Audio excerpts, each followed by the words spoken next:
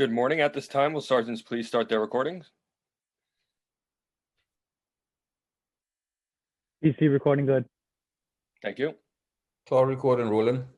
Thank you, and good morning, and welcome to today's remote New York City Council hearing of the Committee on Public Safety. At this time, would all council members and council staff please turn on their video? To minimize disruption, please place electronic devices on vibrate or silent mode.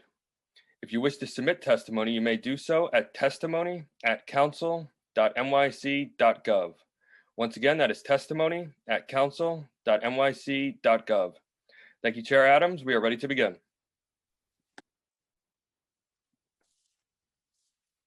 Good morning. I'm Councilmember Adrienne Adams of the 28th District in Queens, and I am the chair of the committee. I'd like to let you all know that I am wearing denim today in recognition of sexual standing in solidarity with the Women's Caucus of the New York City Council. In that recognition, I'd also like to express my condolences to the members of the NYPD and the family members of Officer Anastasio Sakos, who lost his life very tragically this week. Our condolences and our prayers go with you all. So on to the hearing. I know that a lot of you tuning in for this hearing are anxious to get to the heavy questions that we've been reckoning with for some time now about what role the police should play in our society, what kinds of force they should be able to use in what situations, and how much we should be spending on our police department. These are very important questions. And at our budget hearing in May, I'm sure those issues will be at the forefront of our discussion. Today, however, we choose to examine an issue that may appear narrower, but in a lot of ways is representative of some of the problems that those larger questions address: the collateral consequences of getting caught up in the criminal justice system, or to be more precise, the unnecessary, excessive, and regressive punishments that come with simply being accused. Often, these consequences do nothing more than exacerbate the circumstances that led the person to the point of arrest. That is, of course, assuming the person actually did something wrong, which is often not the case when we're just talking about an arrest. Today's topic is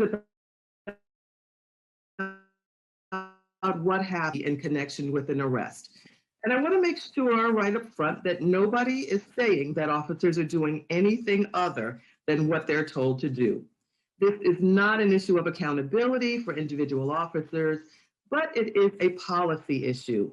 More specifically, it's about why we have a policy that presumes that lawfully owned property, not guns, not drugs, but things we all carry, like cell phones or cash or prescription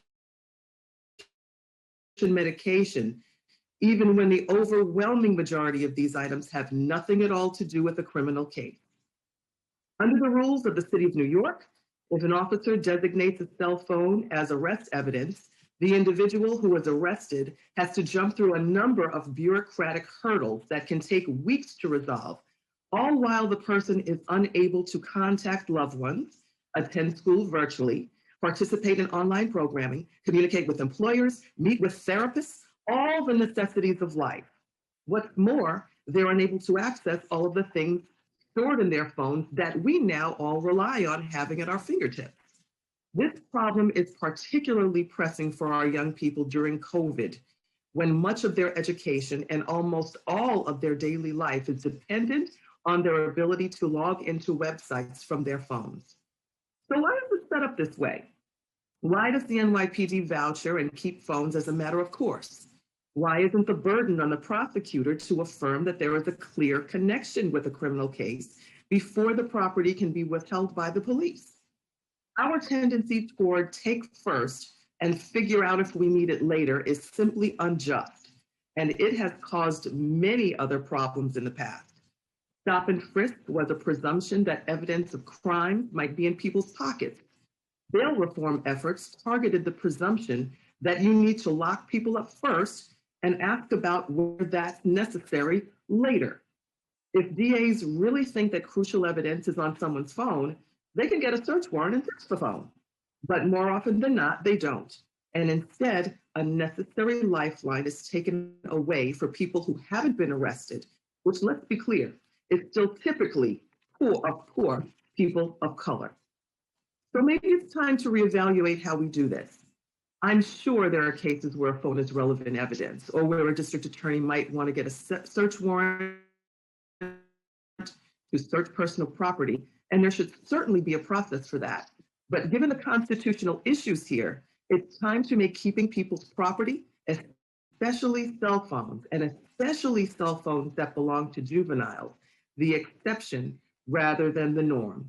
I'm interested in hearing what the NYPD suggests we can do about this. And I'm interested in learning more from defenders and advocates about the issues they're seeing under the current system. We're also hearing today Introduction 2108, sponsored by Council Member Cabrera. The bill would increase the minimum fine for damaging a house of worship from $500 to $1,000. Hate has no place here in New York City, and this straightforward one who would target any of our religious communities. I would now like to mention that we have been joined today by my colleagues, Council Members Riley, Cabrera, and Holden, and we will join us shortly. At this time, I would like to, we also have been joined by Council Members Rosenthal, Menchaca, Brannan, and Miller. And at this time, I would like to invite my colleague, Council Member Rafael Cabrera, to give his remarks.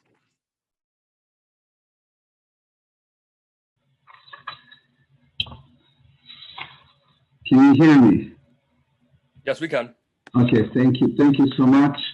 Madam Chair, really appreciate the opportunity to have a moment to discuss Intro 2008. As it was stated, it will increase the penalties from $500 to $1,000 for anyone who willfully, let me say that again, who willfully defaces and damages any houses of worship. Lately, we have witnessed a spike of crimes of hate targeting religious institutions of all faith. As a pastor myself, I have seen my own church target and deface after, let me be clear, after I introduced this bill back in October. I have spoken with imams, rabbis, pastors who have suffered the same fate. Last weekend, we all witnessed the awful attacks of synagogues in Riverdale, right here in the Bronx. These incidents amounted to damages in the thousands, but even more than that, it's the aura of intimidation. Testimony has been provided today by the Archdiocese of New York and the Archdiocese of Brooklyn that have registered over 42 attacks on Catholic churches in New York City since 2015. Once again, resulting in thousands of dollars worth of damages. And mosques have not been excluded from acts of defacing or acts of hate. Matter of fact, I was just visiting 2 weeks ago a mosque, and the imam was telling me how he was, his mosque was attacked not once, but twice within a month. And some of these are not even reported. This is where we pray. This is where we seek peace. We come to these houses of worship with our families and friends, and we must protect them. Intro 2108 is a great beginning. Stand with me and the thousands of clergy, leaders, and parishioners. Let's send a message that when you attack or deface one, you're attacking and defacing others. Thank you so much, Madam Chair, for the opportunity to share, and thank you for your support. Thank you so much, Councilmember Cabrera. I will now turn it over to our moderator, Committee Counsel Daniel Addis, to go over some procedural items. Thank you, Chair. I'm Daniel Addis, Counsel to the Committee on Public Safety of the New York City Council. Before we begin testimony, I want to remind everyone that you will be muted until you are called on to testify, at which point you will be unmuted by the host. I will be calling on panelists to testify. If council members would like to ask a question of the administration or a specific panelist, please use the Zoom raise hand function. I will call on you in order. We will be limiting council member questions to 5 minutes, which includes the time it takes to answer questions. All hearing participants should submit written testimony to testimony@council.nyc.gov if you have not already done so. Members of the public may also submit written testimony. The deadline for written testimony is 72 hours after the hearing. The first panel will include members of the New York City Police Department. The second panel will include a representative of the Queens District Attorney's Office, and we will then hear from members of the public. To the first panel, before I call on you to testify, I will administer the oath. I will read the oath and call on each of you to affirm. Please raise your right hands. Do you swear to tell the truth? Do you swear or affirm to tell the truth, the whole truth, and nothing but the truth before this committee and respond honestly to council member questions? Assistant Deputy Commissioner for Legal Matters, Oleg Chernovsky. I do. Managing Attorney of the Legislative Affairs Unit, Michael Clark. I do. Captain Zahid Williams, Information Technology Bureau. I do. Thank you all. And I believe, Deputy Commissioner, you'll be reading the testimony. Is that right? Yes. You may begin. Thank you. And thank you, Chair, for your kind words and about Officer Sakos. And we ask that you keep him and his family in your hearts and prayers. Good morning, Chair Adams, a member of the council. I'm Oleg Chernovsky, the Assistant Deputy Commissioner for Legal Matters. I'm joined today by Michael Clark, the Managing Attorney of the NYPD's Legislative Affairs Unit, and Captain Zahid Williams from the NYPD's Information Technology Bureau. On behalf of Police Commissioner Dermot Shea, I'd like to thank you for this opportunity to discuss the seizure of property by the NYPD. The NYPD is committed to ensuring that property that is taken into our custody is properly safeguarded and returned to its owner. We take our responsibility to accept, catalog, safeguard, store, produce for court, and return property to its legal owner seriously. At the time of arrest, officers may classify property taken into custody in a variety of ways, including the vouchering for safekeeping as found property, as a decedent's property, as arrest evidence, as peddler property, or as investigatory evidence. The decision on how to classify property is unique to the facts and circumstances of each individual case. While the department's mission is to safeguard an arrestee's or decedent's personal belongings only to return those items once the owner comes to claim them, we have an even greater responsibility to act as custodian and maintain chain of custody of property that is arrest and investigatory evidence. Failure to maintain proper control of these latter categories of seized property may very well result in unsuccessful prosecutions for serious crimes, such as gun crimes, sex crimes, murders, robberies, and burglaries. Fundamental to our precision policing model is the focus on those who commit the most serious crimes in order to build the best possible criminal case, and the data bears this out. The department is only interested in retaining custody of property that can help prosecutors in these serious crimes, and does not seek to hold people's property unnecessarily. The NYPD is not interested in retaining a phone for arrest evidence that has no evidentiary value, and the department aims to limit such seizures to the most serious cases. There are times that property recovered from an individual is necessary for prosecuting the crime for which a person was arrested. It is essential that we make sure we build as strong a case as possible to support the prosecution of serious cases by the district attorney's offices.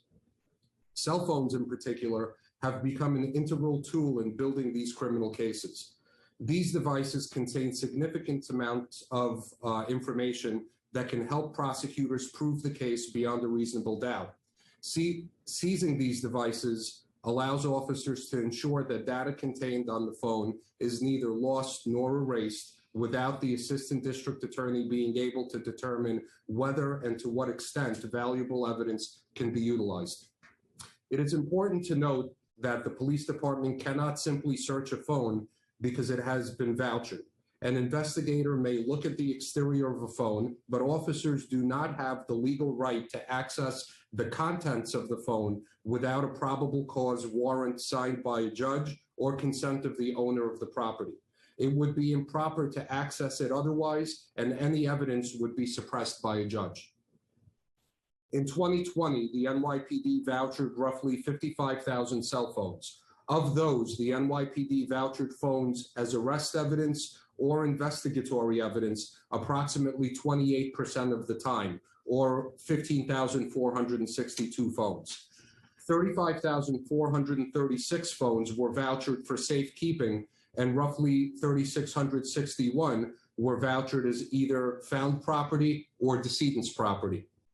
In 2020, the NYPD made 140,408 arrests, meaning that the department was vouchering cell phones as arrest evidence and investigatory evidence in just 11% of its cases. Of the 15,462 cell phones vouchered as arrest and investigatory evidence, 3,666 were for possession of a dangerous weapon, i.e. guns. 1,153 were for robbery. 556 were for murder or manslaughter. 550 were for burglary. 547 were for grand larceny. 503 were for felony assault. 329 were for sex crimes, and 164 were for grand larceny of a motor vehicle. Of the roughly 55,000 cell phones that were vouchered by the NYPD, 2,013 involved individuals under the age of 18.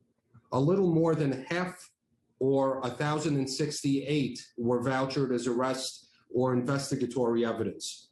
The 1,068 phones were vouchered from 731 unique individuals, meaning that in some cases, more than one phone was seized from a particular person.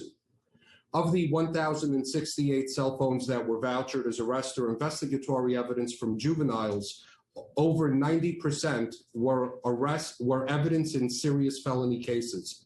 This includes 327 devices vouchered for possession of dangerous weapons, 227 in connection with robberies, 85 in connection with grand larcenies, 75 in connection with murder or manslaughter, 56 in connection with burglaries, 49 in connection with grand larcenies, grand larceny of a motor vehicle, and 47 for felony assault, and 11 for sex crimes.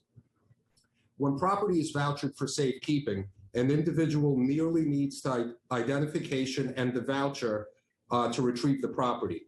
When the property has been vouchered as arrest evidence, the individual will need to produce a release from the district attorney's office in order to obtain the property. The DA's office will release evidence at the conclusion of a case or where an ADA determines that the evidence is not necessary for a trial. Likewise, property seized for investigation will be returned with a release from the investigator unless an arrest is made and the property is recategorized as arrest evidence. In such cases, the evidence release policy is adhered to.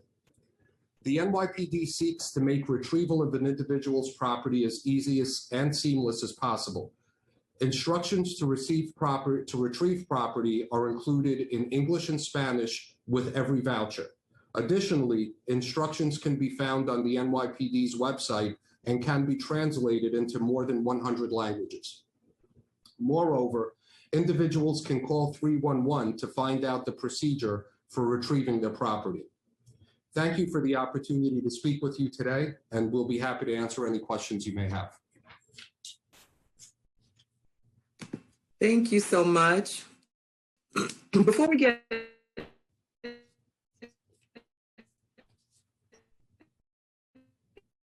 into the arrest letter I sent along with council members Gibson and Levin requesting clear data about property seizure and arrests involving young people. When am I going to get a response to that letter? We're still working on it. Some of the data is difficult, if not impossible, for us to get at this moment. So we're trying to get as much data as we can to respond to the letter. At this moment, we're still working on it. Some of it we may not be able to get, but we're hoping to have a response as soon as we can. Does that mean over the next month, over the next 2 months, over the next 30 days, 60 days? No, we'll try to the extent we can, whatever data we can pull in connection with the letter, Chair, we're going to get to you within days. Okay. Okay. So there's some data on your website that I believe is supposed to reflect property seized in the year of the report. But for example, the 2020 report says that some of the property was retained for 2 or 3 years, which clearly is not possible. So can you explain how that report works? Is it reporting the property that was returned in 2020? Yeah, so I think you're talking about Appendix D in the public report. My understanding is we're reporting on the property that was returned in 2020, how long that property was kept. So right, so in 2020 there could be no property that was kept for longer than a year, but it's property probably that was seized in 2018, 2019 that was returned in 2020. Okay. How much money did the NYPD retain in 2020 because individuals didn't claim it?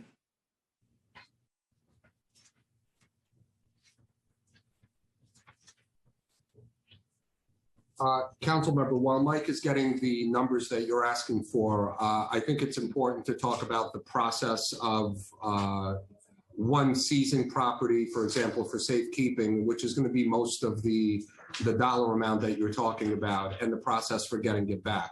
So, for example, if we seize property that has no evidentiary value and we're seizing it for safekeeping, let's assume an individual was arrested and they had a sum of money in their pocket, they had a pair of keys in their pocket, a cell phone in their pocket, and none of these items have evidentiary value. We're holding on to these items for that individual. So when that individual gets released, all they need to do is come to the precinct or the property clerk facility and get the property back.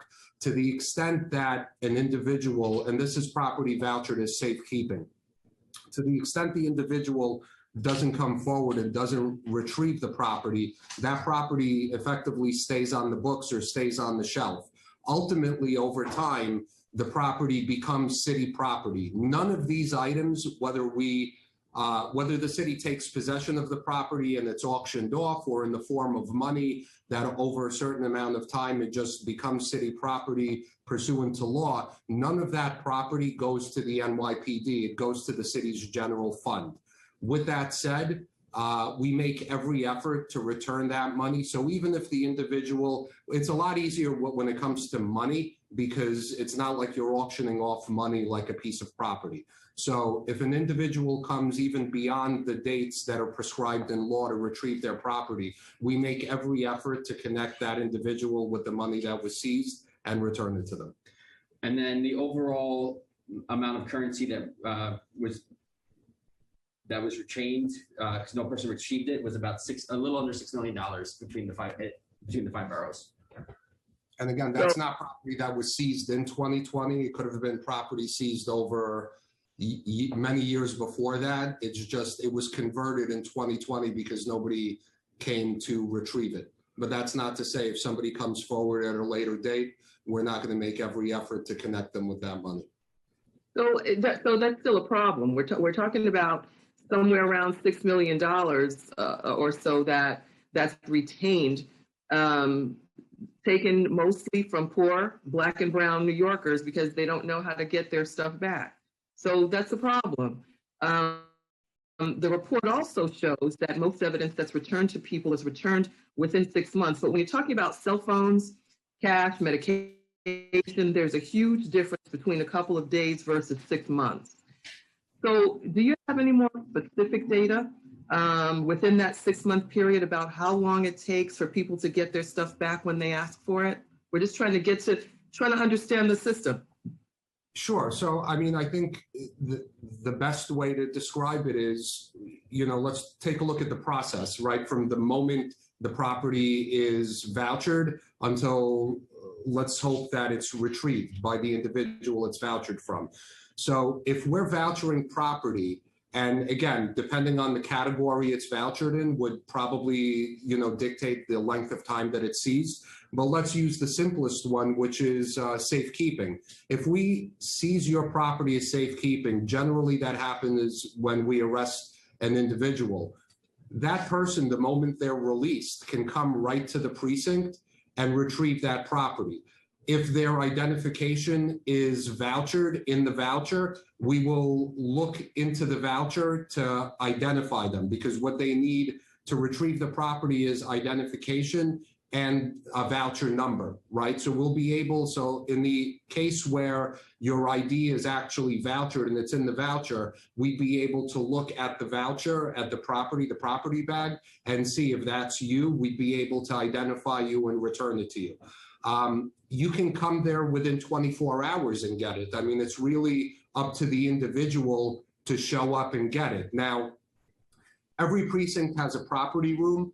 The property room, as you could imagine, is not a very large room. So after a certain amount of days, the property is moved to the property clerk division, to effectively the warehouse. So if you don't retrieve your property in that time limit, and it fluctuates, if it's a much busier command that needs the space, they'll probably push the property out to the property room, let's say after about a week.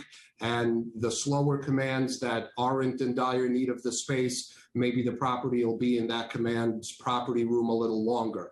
At the end of the day, through our PET system, which tracks the property, we're able to know where that property is at any given moment. So as long as you come and retrieve it, we can tell you exactly where to go to get your property. And depending on how it's vouchered, so again, the easiest one is safekeeping. You can come within hours and retrieve it. Once you're arraigned and you're let go, you can come and get that property. If the property is vouchered as evidence or investigation, again, that's a much smaller subset of the total universe of property that's vouchered. Well, there's a process for that, because if that piece of evidence if that item is needed as evidence in the case, then, we can't release it. We would be breaking chain of custody. We would effectively be contaminating evidence and undermining the prosecution of the case. So when you're talking about arrest evidence, the process there is that once we voucher it and catalog it as arrest evidence, the instructions that individual is given with their voucher is that you can get a district attorney's release. So one, they're given the voucher as notice that your property was seized and it's marked as arrest evidence. Two, they're given instructions on how to get arrest evidence back if they want to reclaim it. One of the instructions is you have to get a district attorney's release. So if the district attorney determines that the property has no investigatory value, and that was part of your opening statement to get the DAs more involved in the process, well, they are. So once we voucher the property and the DA makes a determination they don't need it as evidence, or they could take a photograph and release it, or it just has no evidentiary value, they'd issue a district attorney's release, and we would release that property the same as we would release safekeeping. So as quickly as that takes, we would release it. For things that are vouchered as investigatory, similar process, right? The investigator investigates. Generally, investigatory evidence could be seized if we're executing a search warrant, but no arrest is made. Any property that we seize, it's not arrest evidence because there was no arrest made, but it can become arrest evidence once an arrest is made, and the DA could then release it with a district attorney's release as arrest evidence. So that's the process. So you're referencing the DA. Now, the Queens DA's office has said that they grant to release arrest evidence in 93% of cases. So we're really overshooting the mark here, in my opinion, considering that 40% of cell phones never go back to the owner. Shouldn't you be narrowing the criteria for what constitutes arrest evidence to cases where the cell phone is obviously part of the case? Well, I mean, look, like anything, we can always look at what our procedures are, but if you take a look at just the raw numbers, I mean, if we're taking a look at the overall number of arrests, there were 140,000 arrests last year, and the cell phones seized for arrest evidence or investigation numbered 15,000, right? So they're not being seized wholesale in connection with every arrest made and vouchered as arrest evidence. But then when you take a look at the categories where, the most common categories where cell phones are seized, and I'm going to look at the all ages, not focusing on juveniles. you're looking at 23% or almost 24% are for dangerous weapons such as guns. 17% when you're talking about all ages are for dangerous drugs like heroin, fentanyl, or crack cocaine. 7.5% are for robberies, 3.6% are for murder. Burglary are 3.6%, grand larceny are 3.5%. And also keep in mind that the fact that we're seizing a phone for arrest evidence, that could be a recovered stolen phone. So it's not necessarily that it's your phone that's being, maybe you were arrested and the phone was seized, but that phone may have been the phone of the victim that was robbed. That's vouchered under your name. And then again, that would go through the DA's office and they would issue the release to the victim, but that is evidence in that case. So then there's that category. So yeah, I mean, you know, it is used judiciously. Can we look at the process more? Of course, we always do. But it is a subset. I mean, it's 11% of the cases it's 11% of the cases. And mind you, I think over 90% of all the cell phones we seize are for serious felonies. So it's not low-level crimes that we're seizing these and marking them for evidence. So a couple more things, and I'm going to let my colleagues get in here. There are several different terms that we're speaking about today. You're speaking about arrest evidence, and there's also investigative evidence also. But we couldn't find any legal authority or definition for what constitutes investigative evidence. So can you give us a definition of what investigative evidence is? Sure, it's evidence that we would seize. I mean, it's a category in the voucher. So for example, if a judge issues the department a probable cause warrant to do a search warrant at a location, and from that location, we'll recover, let's say, some guns, some drugs, some cash, some scales, and a few cell phones, right? But no arrest is made at that location, right? Because nobody was home when we executed it.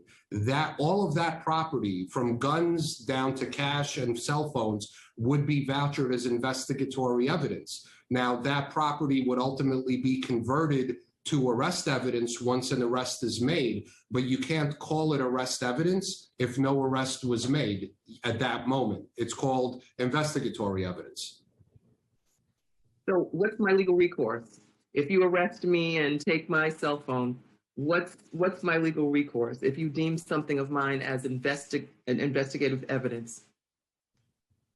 So if I'm arrested, I just want to be clear on your question. If I'm arresting you, then I'm not vouchering as an investigation. I'm vouchering it as arrest evidence. If there's no arrest, and let's say in the warrant scenario, that's going to be investigatory. When you have an investigatory, when property is vouchered as investigatory, the method to get it back would be to get the investigator to issue a release, which is really effectively the same as a district attorney's release for arrest evidence, but it would be the investigator's release basically saying that property is no longer necessary in the investigation. If an arrest is made before that investigatory evidence is released, it gets recategorized as arrest evidence and follows that path.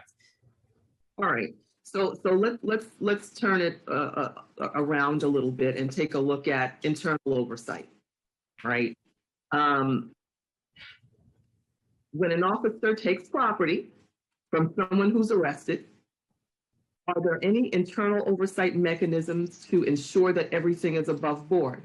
And we've had complaints that folks that are arrested never see their property. We've had complaints that folks that are arrested, all of a sudden their property mysteriously goes away, is taken away, disappears at the hands of the arresting officer. What is your internal oversight to handle situations like that? And what is the legal recourse to someone who has been arrested, whose property just mysteriously vanishes? Sure. So, I mean, the layers of recourse, I know I'm going to miss the layers of a few of them, but there are just so many. There's from the supervisor, let's start off at the point of vouchering. It gets vouchered at a precinct.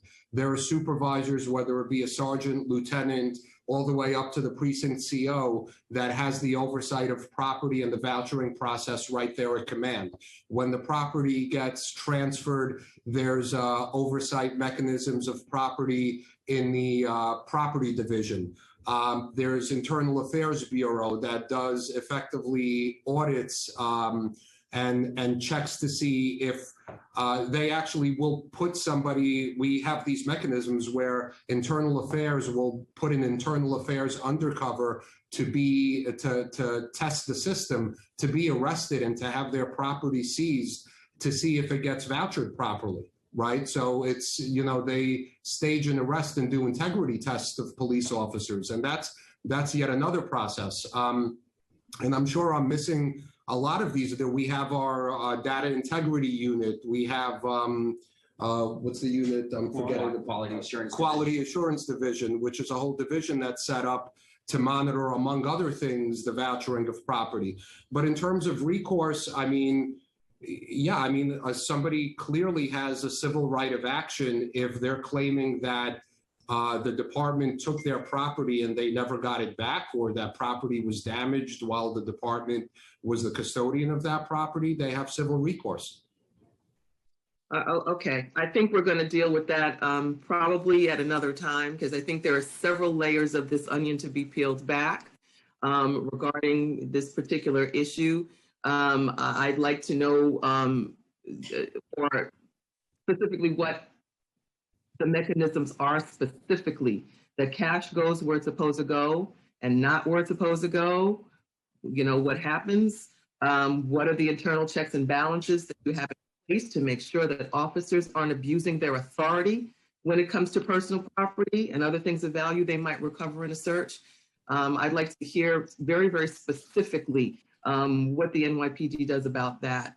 I think we'll deal with that more specifically at a later time, but I do want to get that out there as well. I'd like to also acknowledge that we've been joined by Council Members Rodriguez, Powers, and Gibson. Council, I will turn it over to you. Thank you very much, Oleg. Thank you. Thank you, Chair. I just ask any council members who wish to ask questions to use the Zoom raise hand function. We'll give everybody a minute.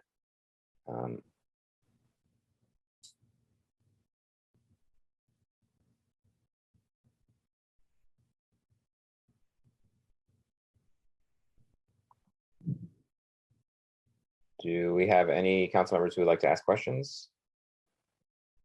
Looks like Councilmember Menchaca. Thank you, Chair. I am having trouble with the camera for whatever reason, so I'll just hit the NYPD with a question. This is a general question about evidence and this longer story about connecting people back to their property, and more about just the general plan for storing property in general. And if you can give us an update, Oleg, I know this is something that we have been talking about a lot because there is an evidence storage place in Red Hook with essentially with a cliff on timing. Can you give us a quick update on just like the overall evidence plan in the city of New York and storage, et cetera? This could be an interesting component to this longer question about how long you take evidence and how quickly you want to get it back out so you don't have to store it somewhere in the city.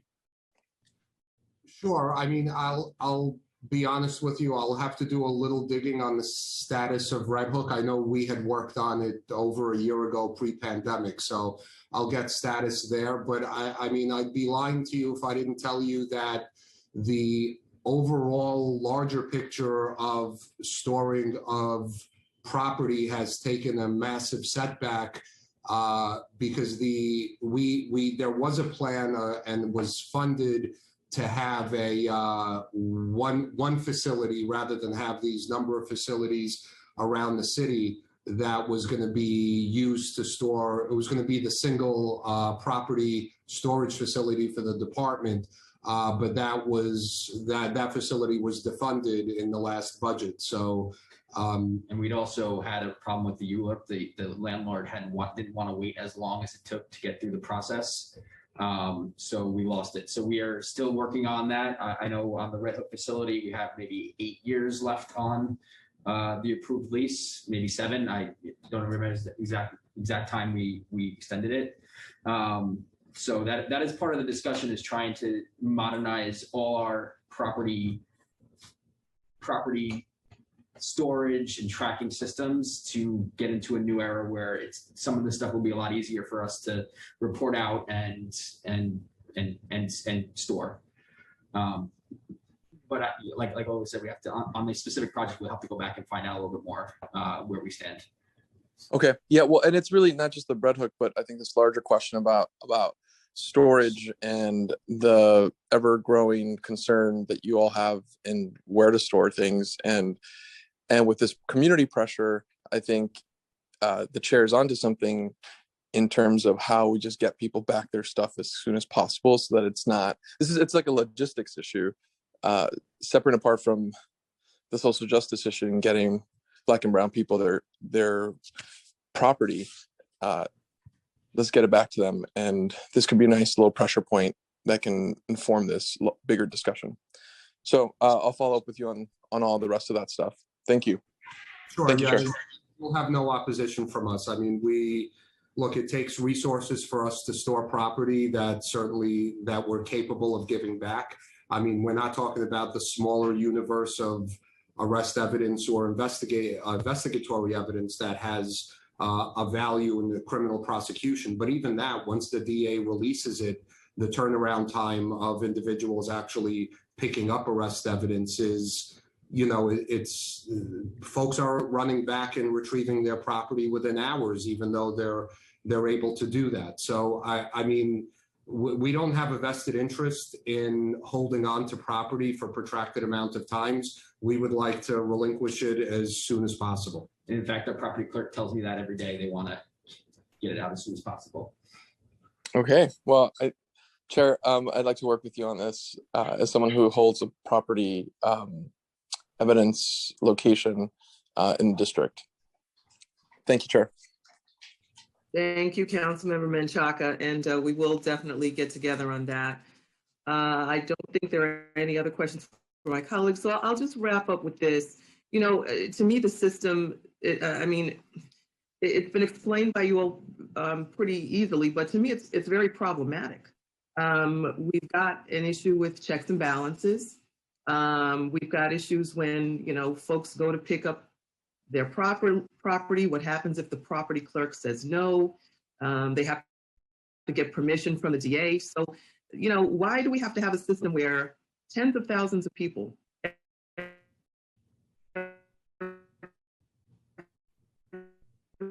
every year realistically have to jump through a lot of bureaucratic hoops and hurt the property? I mean, I'm sorry, council member, you broke up a little bit, but I think I got the gist of your question about individuals having to jump through hoops to get property. Am I about right? Yes, you are. Yeah. So again, as I said, I think the quote unquote controversial part of this conversation, I don't think it's the safekeeping evidence, which is by far the vast majority of the property that we seize. It gets categorized as safekeeping. Folks can get that back literally within hours of its seizure. And again, all they need is an ID and the voucher number. And we'll facilitate that to the extent the ID is, been vouchered. We'll look at the voucher to see if the ID is there and connect the individual.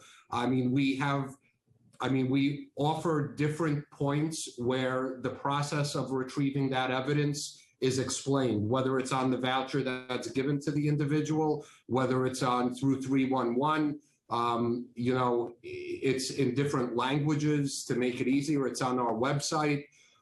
We're doing our best to explain it to and to connect individuals with their property to the extent that we can.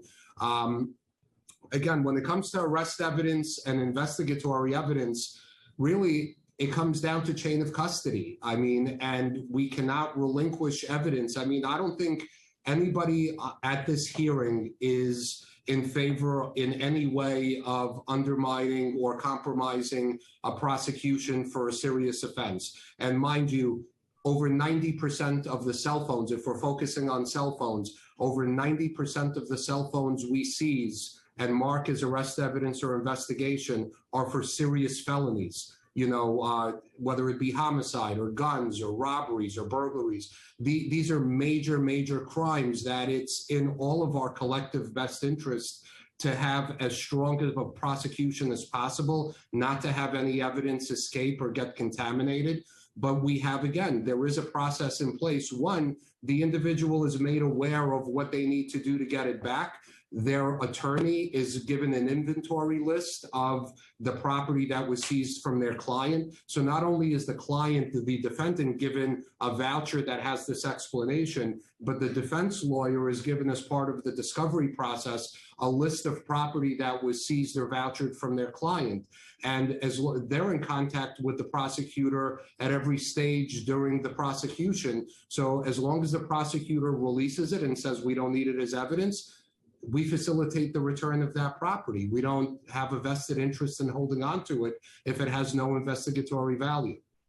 Yeah, Oleg, but you make it sound so simple, and I'm going to beg to differ. You make it sound so very simple because, I mean, it doesn't seem to me that it would matter whether or not the offense is serious. It's about whether it's relevant to the case itself. No, I mean, it just seems that there's a problem, and we've got to recognize how we can do this better. It just sounds a little simplistic to me, the explanation, and but you know, I do believe that we'll. With that, I'm going to thank you. If I see questions, Council, no further questions. No further questions. Thank you to the members of the NYPD. Chair Adams, I'm actually going to ask if you could, we're having some issues hearing you, if you could just log off while the Queen's DA is testifying and log back on just to see if that takes care of the problem. Thank you to the members of the NYPD. And in just a moment, we will turn to Assistant District Attorney George DeLuca. I'm sorry, DeLuca Ferrugia. And if you're ready, you may begin your testimony. Thank you. Oh, I'm sorry. I apologize. Before we do you swear to tell the truth, the whole truth, and nothing but the truth, and answer all questions to the best of your ability? I do. Thank you. Good morning. My name is ADA George DeLuca Ferrugia. I'm the Director of Extraditions, Renditions, and Property Relief Services at the Queens County District Attorney's Office, and I'm here today to present testimony on behalf of the District Attorney, Melinda Katz, who could not be here today. I'd like to thank Speaker Johnson, Chairperson Adrian Adams, and the members of the Committee on Public Safety for the opportunity to appear virtually before you to provide testimony in reference to property seizure and arrest evidence as it relates to the work of the Queens District Attorney's Office. The Queens DA's office does not hold on to property without a specific cause or legal reason to do so, in accordance with New York City rules Title 38, Section 12-34. Our office issues property releases within the guidelines set by the New York City rules and regulations, which require that the DA's office must make a decision on releasing general property within 15 days of receiving a formalized demand, consisting of both the demand form and a copy of the voucher. In cases of motor vehicles, that decision must be made within 7 days. Since its founding in 2019, our Property Release Services Unit has processed over 4,700 property release requests. These requests for release are for various types of personal property, including backpacks, property found within a car, United States currency, cell phones, and motor vehicles. Upon receipt of a property release demand, one of the 3 decisions can be made: release, deferral, or decline. Out of the 4,700 property release requests our office has received, a release has been issued on every demand with the exception of 342 cases where deferrals were issued. A deferral is issued in accordance with the New York City rules, which specify the basis for deferral. For non-vehicle property, we may defer its release under the following circumstances. 1, if the property involves a case presently pending against the defendant or co-defendant. 2, if the case is currently pending appeal. 3, if there's a collateral attack on the property. Or 4, if there is an ongoing investigation regarding the property. Deferrals for release of a motor vehicle can only be issued in the following circumstances. 1, where photographs of the motor vehicle are needed. 2, where the appearance and or operability of the vehicle are at issue. 3, where the motor vehicle must be tested and photographed. 4, where the defendant has not yet raised a defense. And 5, where the vehicle is needed to rebut a defense at trial.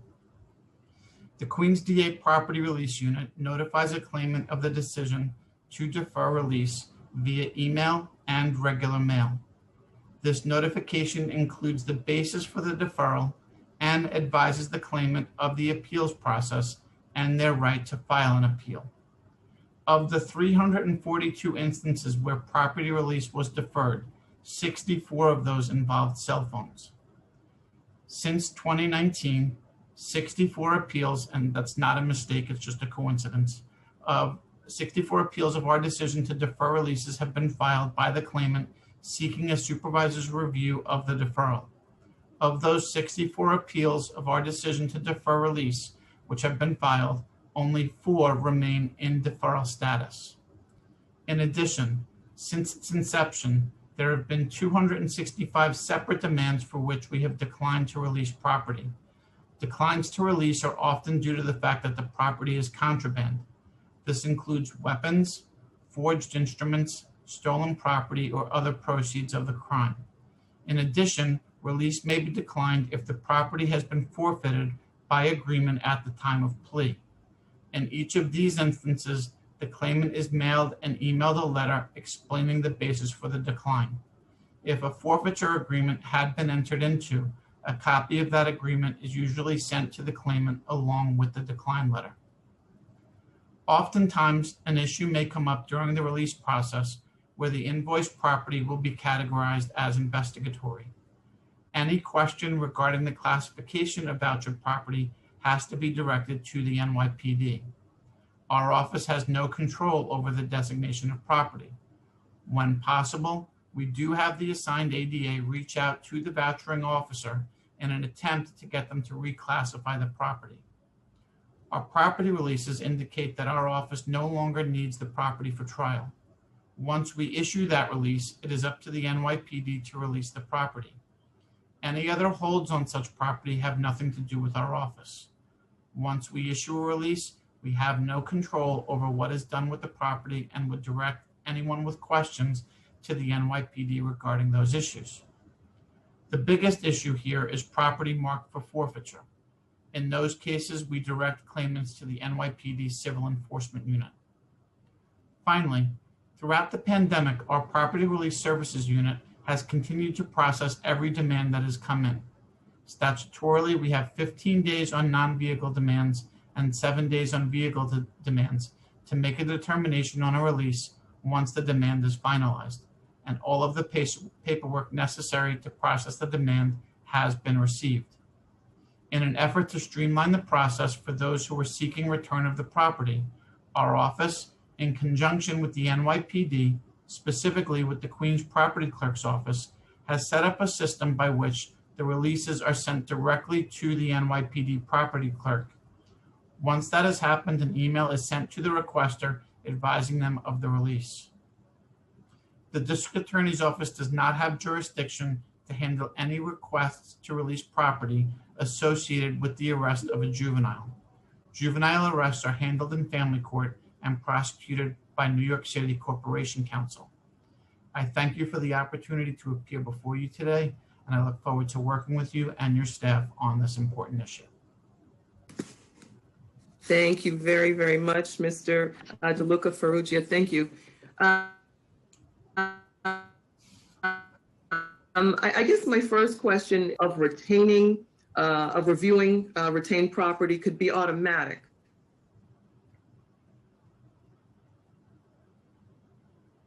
Right. I didn't hear your question at all, Councilman Adams. I apologize. Can you hear me now? Yes, ma'am. Okay. I was asking about whether or not the process of reviewing retained property could be automatic from arraignments instead of waiting for a claim in hand. Councilman,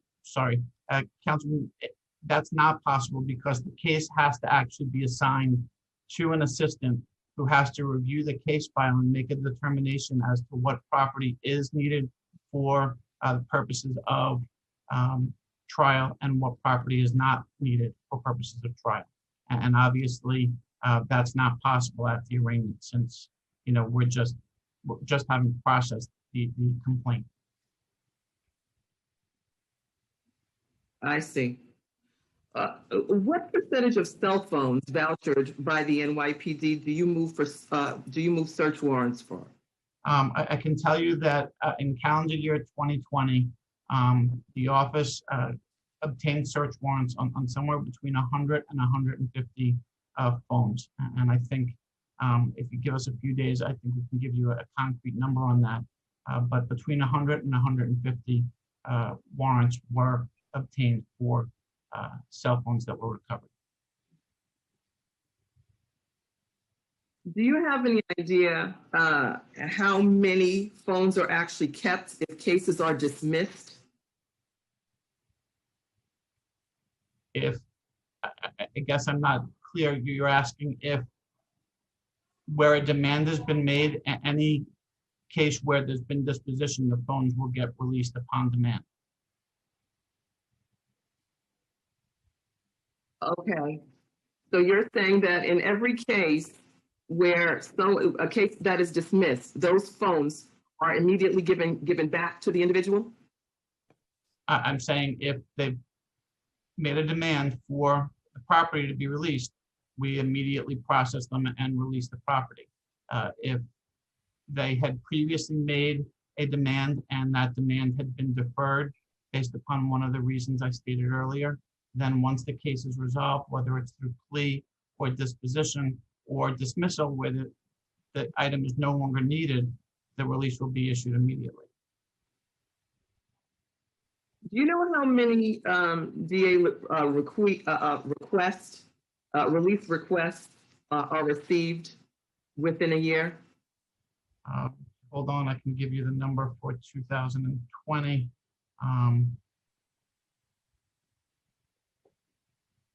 And how long it actually takes you to comply with them? Within 15 days. We have never not met the deadline that's imposed by the New York City rules and regulations.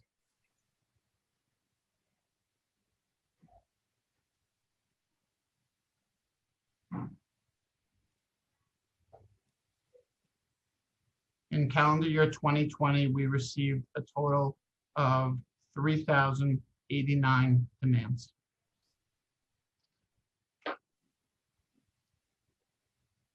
'89, 2020. That's 2020, yes. Okay. For the cases where you don't consent to release, how many are actually Oh, I'm appealed? sorry, let me revise that. That was actually 2019. 1,679 in 2020. I apologize for that. 1679? Yes, ma'am.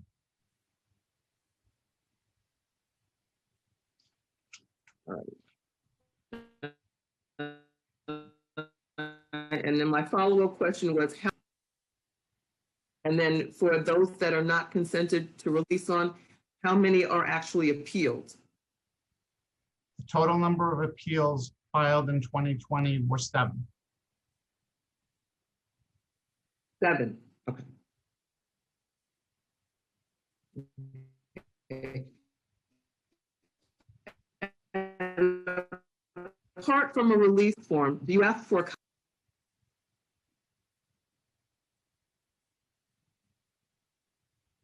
I didn't hear your question. Okay. I'm sorry, Chair, I maybe, apologize. My internet is unstable. Chair, maybe try stopping your video. Can you hear me? Let's try that way. Is that better? Yes, I can hear you now. Okay, great. So apart from a release form, do you also ask for a copy of the NYPD voucher? In other words, do you ever accept something in lieu of the voucher? No, we Like I require, did. we require the voucher. If the defendant or claimant does not have the voucher, we then look for it in our system. And if we don't have it, we then have to go to the NYPD to obtain a copy of it. Interesting. Okay. How many of the releases are for cell I phones? don't have immediate access to that. I can provide that for you at a later date.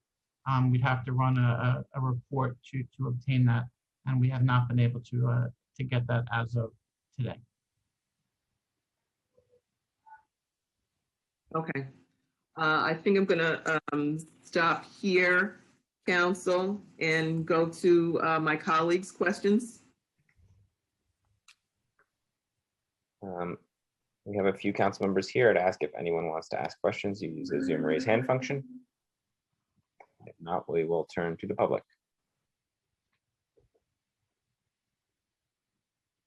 Seeing no hands, thank you very much, Mr. DeLuca Ferrugia. Thank you. We will now hear from members of the public. We have 6 witnesses, so I'll just let everybody know the order right up front so you all know when you're coming up. First up will be Marianne Kaishian from Brooklyn Defender Services, followed by Yamina Chekrun from New York County Defender Services, followed by Raisa Carpenter from the Legal Aid Society, David O'Brien from New York County Defender Services, Marianne Rosa from the Bronx Defenders, and Tawaki Komatsu. So first up, Marianne Kaishian from Brooklyn Defender Services. Time starts now. Good morning, and thank you to the City Council, particularly Chair Adams, for holding this important hearing. It's impossible to overstate the frequency with which New Yorkers are having their property seized by the NYPD, and the testimony making it seem like these items are seized primarily in serious cases is frankly fiction that seems ripped from a police procedural show. Furthermore, the testimony that these items are left on the shelf until the NYPD can legally take ownership amounts to really, we stole it until it became ours. And also suggesting that the police don't have a vested interest in holding property is simply untrue, especially when non-vehicular items such as wedding rings were sold at auction and netted over $425,000 last year alone for police pension funds. We know that these seizures occur whether or not the owner of the property is ultimately prosecuted for or even accused of criminal conduct. Property is taken when it has no connection to alleged criminal conduct, and it's sometimes sold by the police after they've stonewalled the rightful owner from retrieving it. And as defense attorneys, we can attest that we, even as trained advocates and lawyers, find the property return process extremely taxing, time-consuming, frustrating, and ad hoc. And people have to navigate this without legal representation often, especially if they are retrieving property in cases that were never brought for prosecution. The right to counsel doesn't attach. And we have countless harms about the illegitimate and unreasonable property seizures through the course of our representation of people here in Brooklyn. We represented a young person who was the victim of a shooting. And while he was in surgery, the NYPD came, seized his phone and his clothing, and labeled it as investigatory. He was not suspected of a crime, but his phone and his only means of communicating with his loved ones and updating them on his progress and his health was taken for over 2 months, and he was left without recourse. We represented a young person who witnessed a police assault. When he attempted to record this assault, it was taken as evidence. I represented young people whose arrests were baseless and not pursued by prosecutors, but whose phones were taken during those encounters for investigatory purposes in other matters, which really amounts to a warrant workaround. The police are using baseless arrests that will not hold up in court to gain evidence that they later use in other unrelated prosecutions. The NYPD will also create unrealistic and impossible requirements to return, such as requiring docket numbers or prosecutor approval on cases that were never brought for prosecution and thus never assigned any sort of prosecutor in a district attorney's office.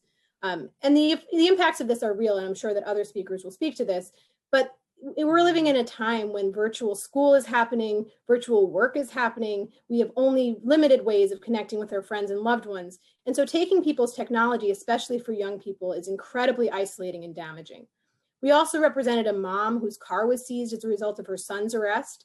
And even though we were in touch with her with the NYPD from our office, I'm sorry if I may just finish, for well over a year, we were unaware that the NYPD had taken the items inside the car, including a baby's car seat, and destroyed it.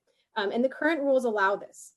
Furthermore, we have every reason to believe, given the NYPD's data capabilities and testimony from cell phone and laptop owners that we've represented about the state of their items after they're returned, that the NYPD is using its unchecked power to seize property as a warrantless and illegal intelligence gathering tool. We know that since 2018, the NYPD has had the technological capability to break into and make copies of electronic devices and information stored not on the physical device, but in iCloud, in social media app, and in other information, and make copies of these items in a clandestine way. And we have no reason to believe that that's not happening while these cell phones and other technology are being held in their possession. We ask the City Council to pursue responses to this harm that don't simply create new rules for the NYPD to decline to follow, because the truth is that there are already rules in place, such as the requirement for a warrant, that simply aren't being respected. As in so many areas of police practice, rules and legal constraints do exist. They're simply disregarded. And so this is an issue of unchecked police power, unaccountability, and it's a persistent disregard for the rules intended to safeguard the civil rights of the people of New York. Thank you. And thank you. Sorry, one moment. Next up will be Yamina Checkroon from New York County Defender Services. Time starts now. Hi, my name is Yamina Sarah Checkdown, and I am an attorney at NYCDS. The property issues presented in today's hearing are frequent in my practice. Unlike housing or licensing issues, they are among the most frustrating because of lack of clarity, lack of due process, and lack of oversight. Our public defense clients, of whom people of color are disproportionately represented, are forced to navigate through a number of obstacles to retrieve their property. More often than not, the property is never even used as evidence in the prosecution's case. It is my experience that these obstacles are, by design, implemented in such a way that make it nearly impossible for a person to retrieve their personal property in a reasonable manner. For example, when a cell phone is taken from a client and vouchered by the NYPD as arrest evidence, they are subjected to the following. After being arraigned, a person may have no idea that their phone has been taken for any other reason than safekeeping. This is because no instructions are given and arresting officers do not always provide vouchers. A person may go back to the precinct and ask for their property back. They may be told, no, the property is being kept as evidence. If the precinct does not give them a voucher, they must then borrow someone's phone to call their lawyer. They ask them how to get their phone back. The lawyer asks for the voucher because this is the only way they can identify and confirm the specific property category and the appropriate steps to take. They are then instructed to go to one police plaza to finally obtain the voucher. They must send their lawyer a copy of the voucher. Normally, a text photo would suffice, but without a phone, this adds an additional layer of complication. An in-person meeting with the attorney to present the voucher. If the law office has the capacity, which many do not, they will request the district attorney's release on their behalf, and they will have to wait 15 days for an answer. If their lawyer does not have the capacity, well, the client just has to return to 100 Center Street and go up to the 7th floor with their ID and their voucher. The person at the window makes a request to DA to release the phone. It's now a full 2 weeks without a phone. The request was denied. No substantial reason was given. Often the reiteration of arrest evidence will present itself with no other supporting facts. There's nothing our clients can do other than wait for the case to be disposed of. With the endless backlog caused by court closures, this could be months or years. By creating a protocol system that ensures that the property being kept by the NYPD is legitimately needed as evidence in a case, we ensure that individuals are not unfairly losing the right to personal property at the tremendous cost of losing the connection to their lifelines. Thank you.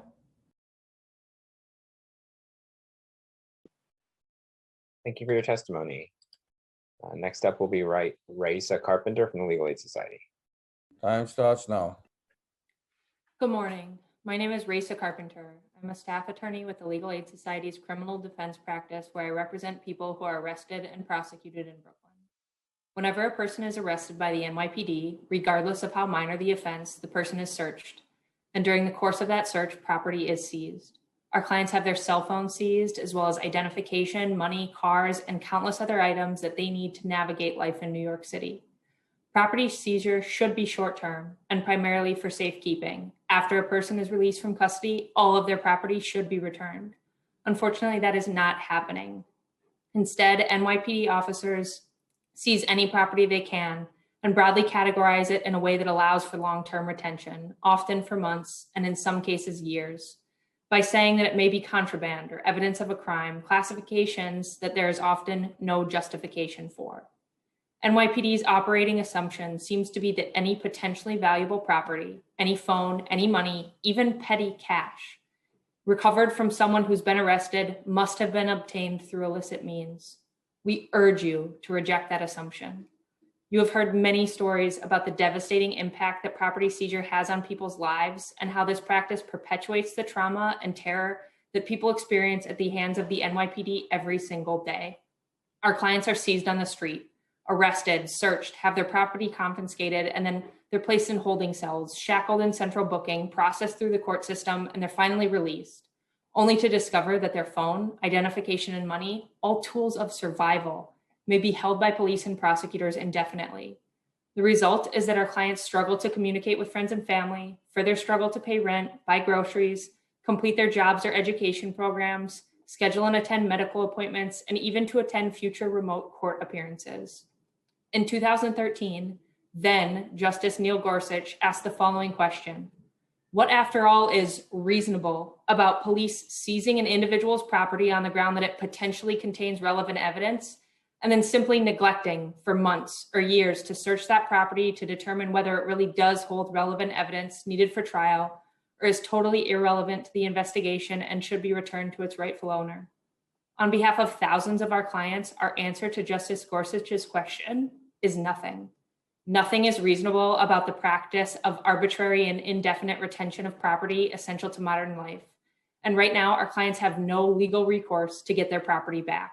We urge the council to partner with us and develop a legislative fix to this chronic problem, a legislative fix that creates a clear timeframe for release, a presumption in favor of returning property to those it was taken from, and an opportunity to seek the intervention of a judge whenever NYPD claims an interest in retaining our client's property.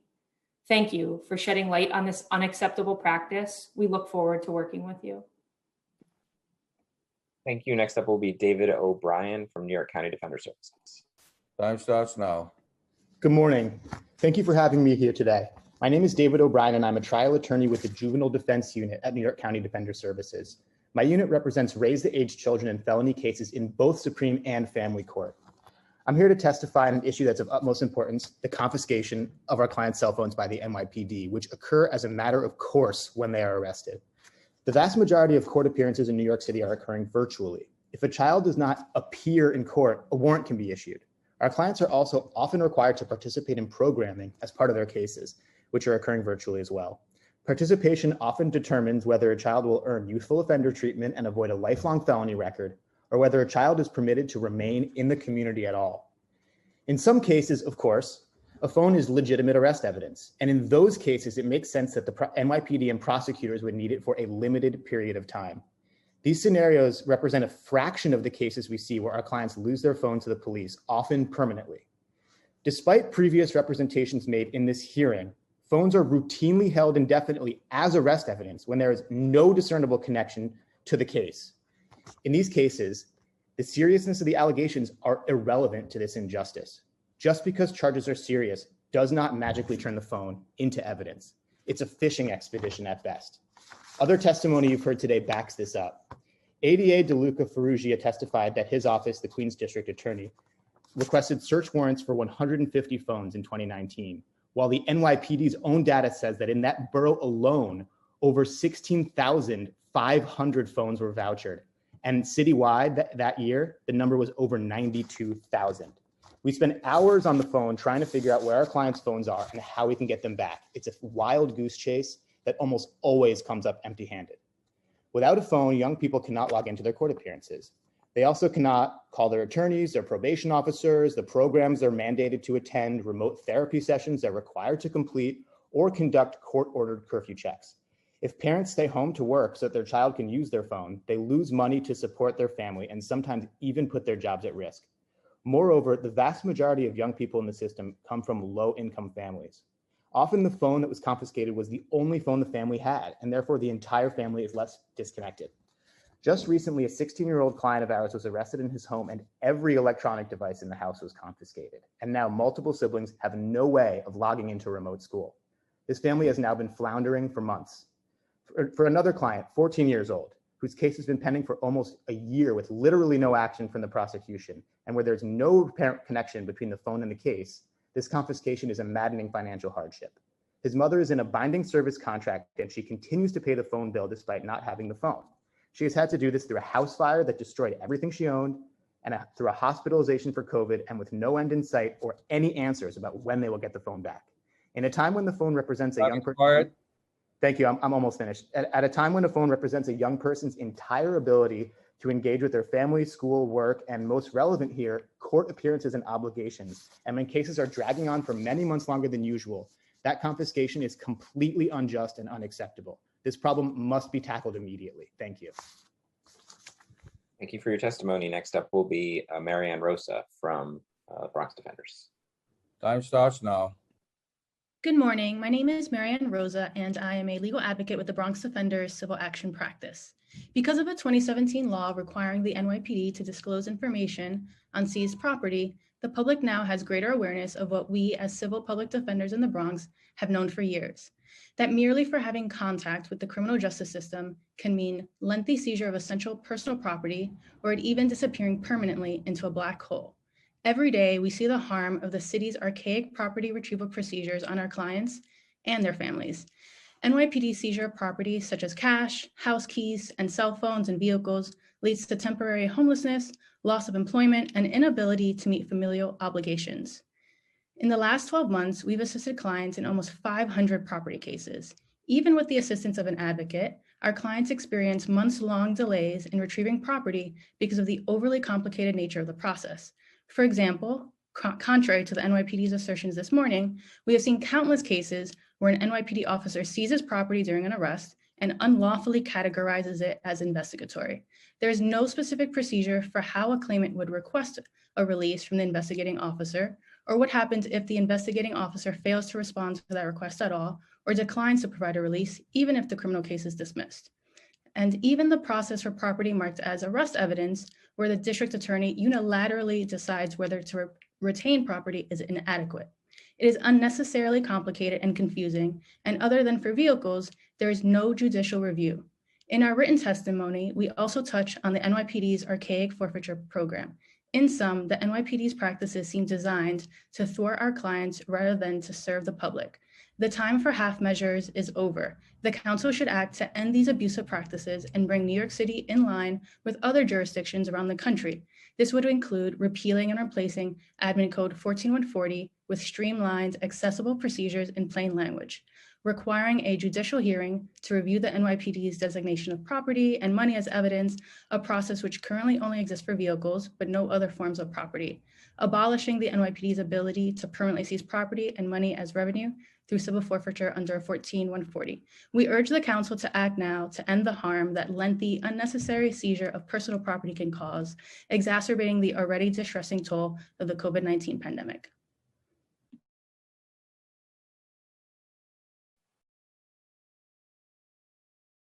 Are you finished? Thank you for your testimony. I'm going to turn it back to the chair, who has a few questions for all of the defenders. So we're going to actually invite you all to unmute yourselves, and just be mindful if you're not speaking at the time that you are going to be unmuted, but just so that you can answer when you would like to. So while you're unmuting yourselves, I'll turn it back to the chair. Thank you, counsel, and I apologize for my video off and on, but as I mentioned, I am having internet problems today, so I think the only way that I can be heard is to turn the camera off, and that you all won't freeze on me. I've got to keep the camera off. So thank you so much for your testimony this morning. It is so appreciated. This issue is something that is so relevant, especially now during COVID. It is relevant to the people, Ms. Rosa, as you just said, that have been victimized by this, particularly to our youth and communities of color, low youth,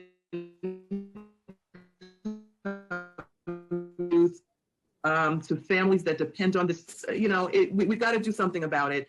So this question is for all of you. And again, thank you so much for your testimony. How long does it normally take for your clients to get their property back?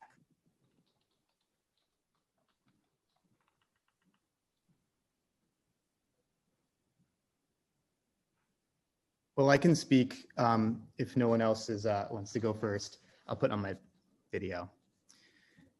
So in our cases, generally, they're held until the case is over.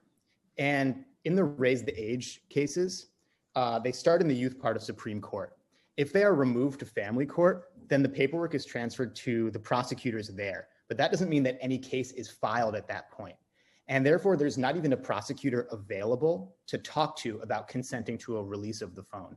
And because of the pandemic, the deadlines of when they have to file a case have been expanded or suspended for over a year now. And so I don't have an average amount of time, but I can say that in our cases, it's many months to over a year if they get the phone back at all. Wow. Just to echo so what actually happened? Sorry, go ahead, Marian. Thank you. Just to echo what David is saying, in cases that are not involving juveniles, so they're not removed, we're also facing similar delays. So there's no set time in which a person will retrieve their property, but certainly there have been delays in speedy trial time. So even while we're waiting for certain cases to be dismissed, they're even going on longer than usual. There's delays between somebody's arrest often, and if they're issued a desk appearance ticket, they go a significant amount of time between the issuance of the ticket and their actual appearance, at which point counsel attaches. So that could be months of them attempting to navigate the return of their property without any sort of assistance. And then there are additional delays with the courts not being open, and with, again, this is delays between counsel visits. So often it takes over a year for someone to get their property back. And I'd say also often people abandon their property because they make multiple visits to precincts, they're sent to various property clerks, they're given conflicting information depending on who they speak to at any given time at the precinct. And so a lot of times people will never get their property back. And I think that that's something that everybody who's testified today has touched on. I'd like to second what Marianne said about clients giving up on getting their property. Oftentimes if they aren't able to speak to an attorney that is knowledgeable about property issues, because not all criminal defenders have the capacity or the time to become well-versed in all the different procedural steps, they will go to the precinct and be told that they need something else or need to go somewhere else. And it just becomes very confusing putting all the pieces together. And so they'll just think that they can't get their property back, and they will just fully give up. And that's in particular if they don't end up with a voucher after arraignments. In my experience, the likelihood of seeing someone who's just given up on getting the property is very high. Yeah, that's actually where I was going with this. I thought it was particularly disturbing to hear that if someone did not have a voucher and couldn't produce ID, I think that's very unreasonable. So I would imagine that we would lose a lot of quote unquote lose a lot of property that way. And for me, that's an issue. That's a stinging issue with me. Something else that I want to touch on. Did you want to say something else? Go ahead. Oftentimes the precinct will actually give the person the invoice number. They will write it down on a piece of paper, but unfortunately it is not sufficient, in my experience, to provide the district attorney's office with only the invoice number in order to request a release. They require the full copy of the voucher. And so having a client then, go to One Police Plaza, especially when they live all the way uptown, particularly during the pandemic, just seemed like such an unreasonable ask, but it was an ask that I had to make, quite frequently. Yeah, I would imagine also if they would live, if they live in South Jamaica, Queens, where I live. Yes, exactly. If I could jump in as well, I think another issue that we see with clients is not necessarily actively giving up, but feeling as though they have no other option. They first go to the precinct themselves and try to retrieve the property. And then when that's not successful, sometimes they're just told, no, you can't have it back right now. You need to wait for DA release. And then that's when they contact the attorney, and the attorney tries to seek the release. But unless the attorney is notified to then notify their client, the client's never given notice of when the property status changes within the NYPD. So you'll have the attorney seeking the release from the DA's office, and in some case the release is granted, but we're never notified. So the only way that you find out is by continually calling the DA's office back and getting someone to respond to you and let you know that yes, that release has been granted. But then we've even had situations where clients go to pick up the phone being told that a DA release was needed and the DA release is granted. And then it's at that point that the NYPD decides to reclassify the property for seizure, so that then a whole new process starts over. So you see people giving up, not because they want to give up or because they don't care about the property anymore, but because so many obstacles are put in their way that they feel that there's no way for them to succeed. I also I just want to add one thing, this particular to our clients in the youth part, is that, in the rare cases where the district attorney or corporation counsel does consent to the release of the phone, and when it is properly reclassified by NYPD in the PET system, that's often after a long runaround process, and it's very rare when this happens at all. But there's this catch-22 where our clients are too young to have driver's licenses, and really the only ID they have is a school ID, and school's been virtual. And so the NYPD does not accept last year's ID, which are the only IDs that they have. And so their parents are not allowed to pick up the phone for their phones for them unless they have a notarized letter from our child client giving their parent permission to pick up the phone, their property for them. And oftentimes a notary would require that child to have an ID as well. And so there's this circumstance where even in the rare instances when they can possibly get their phone back before the case concludes, it's really impossible to do so. Wow. Just one more thing around that, David, and you can probably answer this just to piggyback, and then that's going to be it for me. Something that's near and dear to my heart is education of our children. And we see, our kids going through this process and going through the system. And a lot of times it's just, just so unnecessary to put them through this. What's disturbing to me is the virtual learning, the remote learning. Phones are taken away. So if your client is a juvenile and they use their vouchered phone for e-learning, how does your client do remote learning? Is it just impossible? Oftentimes it is impossible. Yeah. Oftentimes they use their parents' phones and then cannot, either their parents stay home, miss work, lose their jobs, or their parents are not in communication while they're out of the house, or they just scramble and try to make it to some camera that they can. And, this is a problem with services in the youth part as well, coming and dialing into court, checking in with probation like you're supposed to. And these are often preconditions that are dangled in front of our clients for either a favorable disposition in the case or a removal to family court. And they really, it's really often takes Herculean efforts to comply if the family is financially able to do so. Wow. So disturbing. I do have one more question. Marianne, I don't want to let this go. You suggested amending 14140 with better procedures. Can you just give me an idea of what you think it would look like, or the system would look like, or what you suggest the system would look like that would allow DAs to still access relevant evidence? Yep. So, I mean, I think for our office, our hope would be a full repeal and replacing of 14140.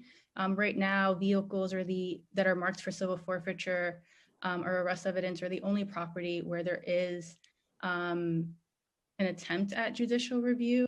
So we would like to see all property, to be considered where there is an ability for someone outside of just the NYPD or the district attorney's office to unilaterally decide whether or not they should be able to retain property. And our office, would look forward to continue this discussion and look into this further. We can definitely get back to you. Very good. Thank you so much. Thank you all so much for this testimony. It's been extremely valuable for me, and I really appreciate your work. I appreciate all that you do, particularly for our youth out there, our youth that are struggling, our youth in trouble. You all are the ones that have really, really, really been there, wind beneath their wings. So I commend you for your great work. Thank you so much for your testimony today. I appreciate it. Thank you. Thank you. Thank you Counsel, I turn it back to you. Thank you, Chair. Thank you to the defenders. Before we turn to our next witness, I would just invite any other member of the public who has not signed up to testify, who is present and who wishes to testify, to please use the Zoom raise hand function. I will now turn to Tawaki Komatsu, and if any other hands are raised, we'll turn to them after. Mr. Time Komatsu. starts now. Hi, can you hear me? Yes. Yes, we can. Hello, can you hear me? Yes, we can. So Oleg Chernowski, I've talked to him before in the city council, well, I should say in city hall, with regards to the property, I guess, seizure, collection, and return issue that was discussed today. He basically lied through his teeth. He was sworn under oath when he made his remarks today. I previously beat the NYPD in court. I have a federal lawsuit against the NYPD now as a countersuit. It's assigned to federal judge Valerie Caproni. Case number is 20 CV 10942. After I was arrested, the NYPD illegally did not collect all of my property. It also lost possession of my wallet while I was in the NYPD's custody. The officers involved were NYPD officer Sequoia Harris of the 48th Precinct, Stephen Perez. Mr. Harris accompanied me to the hospital after he criminally assaulted me. And while I was in the custody in the hospital, he was jiggling the handcuffs behind my back. That likely caused the wallet to fall on my pocket, and no search was thereafter conducted by the NYPD to try to find that wallet, the business cards, the like a social security card, all that kind of stuff that can be used to commit identity theft. So once I realized that, I apprised the NYPD about that fact. They never conducted a search. I talked to the commanding officer of the precinct. They basically said, you know what, we gave you your wallet back while you were in our custody. It was your responsibility to maintain control over that property while you were in handcuffs. So the question is, if Mr. Chernowski is lying through his teeth during today's hearing while he's sworn under oath, at what point will the New York City Council step up to the plate and essentially impose sanctions against him for lying through his teeth by claiming that there's proper oversight of protocols and procedures when in fact there isn't. Also, after I met up with Mr. Harris, this all happened on December 26th of 2017. He didn't have his body camera turned on. When he and I first met, he criminally assaulted me in a public corridor. I've testified about that repeatedly to the city council to no avail. And to try to close out my testimony, Chaim Deutsch, he's no longer a member of the city council. The reason why, he violated applicable law, and his colleagues in the city council who still are members of the council did so as well. So yesterday I filed paperwork with a federal lawsuit that I have asking a federal judge to allow Mr. Deutsch to have some company by essentially terminating the employment of members of the city council with the city of New York effective immediately, pursuant to the same law that Mr. Deutsch was fired under. Anyway, have a good day. Bye. Thank you for your testimony. At this time, I do not see any raised hands, so I will turn it back over to the chair to close out the hearing. Thank you so much, Council. I'd like to thank members of the NYPD, DAs, office members, my colleagues, public defenders, my legal staff for working on today's hearing, Daniel Addis, Maxwell Campner Williams, Aaliyah Reynolds, and Matthew Thompson. Thank you also to our moderator behind the scenes, Malcolm Buthorn, for your guest appearance today during this hearing. That said,